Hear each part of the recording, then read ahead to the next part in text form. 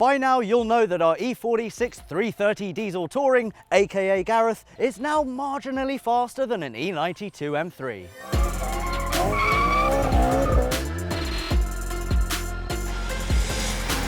And sure, it took the entire 9-episode series to get there, but remember that this is a 159,000-mile used diesel estate that pulls like a whipped horse and still returns over 50 mpg on the motorway.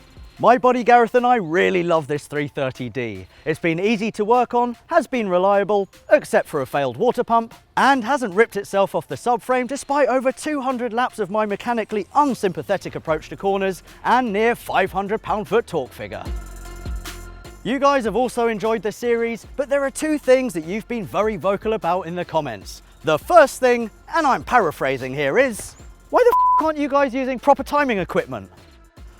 Well, I'll have you know that Ethan's timing finger is legendary in the UK, and that's all thanks to a grueling regime of timing everything he does. Oh yes, 18 minutes 6, come on!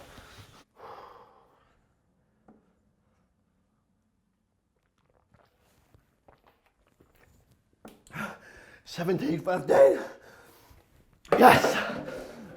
Seriously though, we'll use some proper timing equipment in the next series, just for you guys. The second thing I've read a lot in the comments was how much does a build like this cost? Well, we've done the calculations, so let's jump straight in. We started off the build by installing this lovely set of Eibach coilovers at a price of £1,084.60. I then took the car to Spires Tuning for a full alignment and corner weighting, which set us back £264. That episode cost us £1,348.60, and we reduced our lap time by 0.26 seconds. The next additions we made to Gareth were this set of 1552 wheels, which set us back £1,000, and a set of Nankang NS2R tyres for £390. A total of £1,390 for this episode, and a whopping 1.4 seconds faster lap time.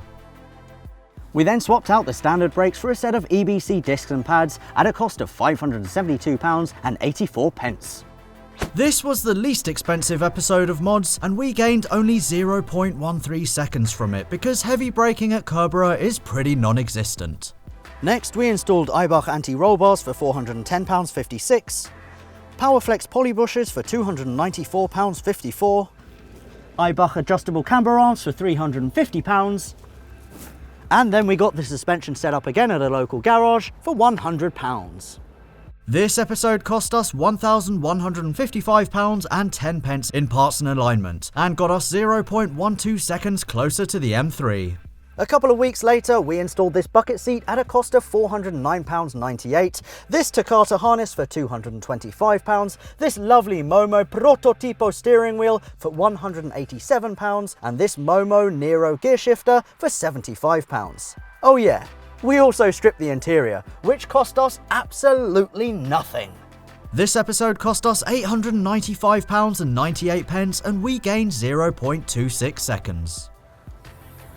We then did a Turbodynamics hybrid turbo conversion at a cost of £550, added a 4-paddle clutch for £357.37, a pressure plate for £407.47, a release bearing for £90, and got the ECU mapped at BW chiptune for £350.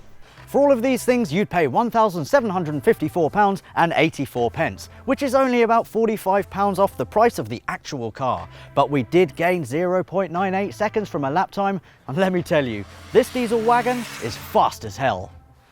So all in, the build cost us £7,117.36. Chuck in £1,800 for the car, and you're looking at a total figure of £8,917.36. But this car, as it stands right now, actually cost us a little bit more.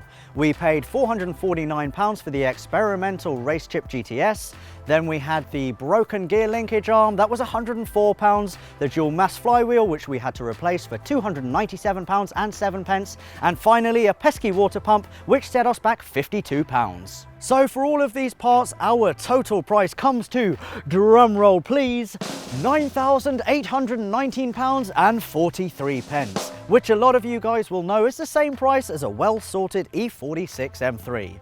but everyone's got M3s, so I'll stick with my 500 pound-foot, 50 mpg diesel wagon instead. And anyway, this 330D is now faster around a lap than an E92 M3, so an E46 M3 wouldn't even stand a chance.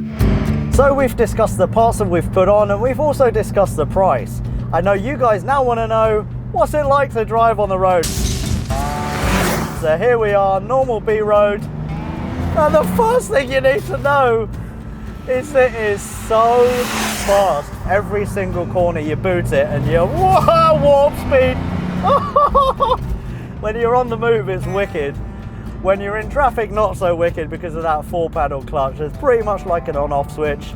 The pressure plate as well, that's uprated. So to actually depress the clutch pedal, that takes a lot more force than usual. But like anything in life, you get used to it, you man up and you enjoy your track car for the road. There are a few vibrations and a few knocks and rattles that we do need to get looked at, but we achieved what we set out to do. The car handles great, the car feels great, there's not too much road noise or tyre roar. I love it. If you put the interior back in, it would be the ultimate sleeper, but to get that 0.2 or 0.1 of a second back, we had to strip the car. And interestingly, the power we've got now, that's only the starting point, but for what we needed, 300 horsepower, 490 pound-foot of torque, it did the job, and that's what we were looking for. In terms of what's coming next, Gareth is going to go into hibernation for at least 2 or 3 months. The weather is really unreliable at the moment, so us getting a dry track to set better lap times is pretty unreasonable to hope that we're going to be able to do that every single time. Oh, what a car, what a machine, what a build, what fun, love it. So there we have it, Series 1 of Project 330D has now come to an end, but before we go, we've got 2 things to give away. The first thing is this signed dyno printout of Gareth, and the second thing is this shifter, which we obviously replaced. To be in with a chance of winning one of these lovely items, all you need to do is to subscribe to Car Throttle and comment your favourite moment of the series. We'll pick the 2 unlucky winners at complete random. Thanks everyone for watching, and see you next year for Series 2. Don't forget that you can catch up on the first series by clicking on this link. You can subscribe to Car Throttle by clicking here. And everything you see on Gareth the 330 Diesel Touring, you can now buy on the Car Throttle shop right here. We'll see you next time. Come on then, let's go.